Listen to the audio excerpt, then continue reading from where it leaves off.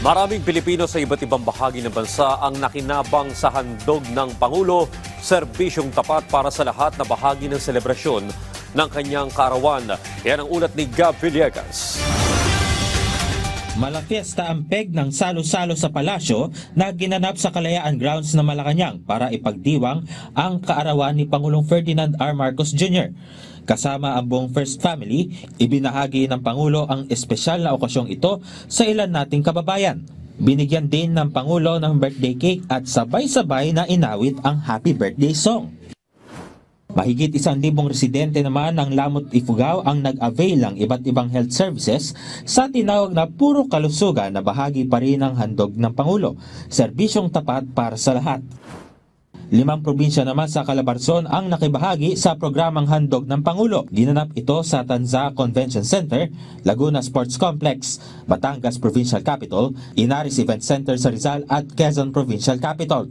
Nilahukan naman ang programa ng iba't ibang ahensya ng pamahalaan gaya ng Department of Agriculture, Department of Health, Department of Trade and Industry, Department of Agrarian Reform at TESDA.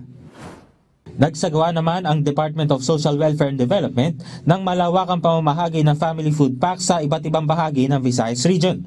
Kabilang sa nabahaginan ang 7 munisipyo sa Leyte, 7 sa Samar. Dumagsa naman ang mga mamamayan sa Provincial Cultural and Convention Center sa Zamboanga del Norte upang makinabang sa iba't ibang serbisyo mula sa iba't ibang ahensya ng pamahalaan. Ibinahagi ng Pangulo ang kanyang birthday wish, kabilang na ang makumpleto ang lahat ng programa at proyekto ng kanyang administrasyon, pati na ang patuloy na pagbuti ng pamumuhay ng bawat Pilipino.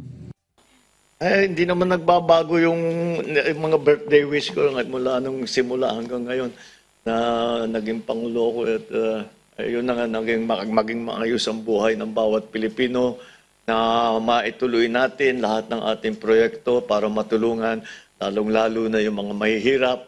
At ganun pa rin, hindi talaga nagbabago. Sana maabot natin yung aabutin natin yung aking pinapangarap na wala nang gutom na Pilipino. Gab Villegas para sa Pambansang TV sa Bagong Pilipinas.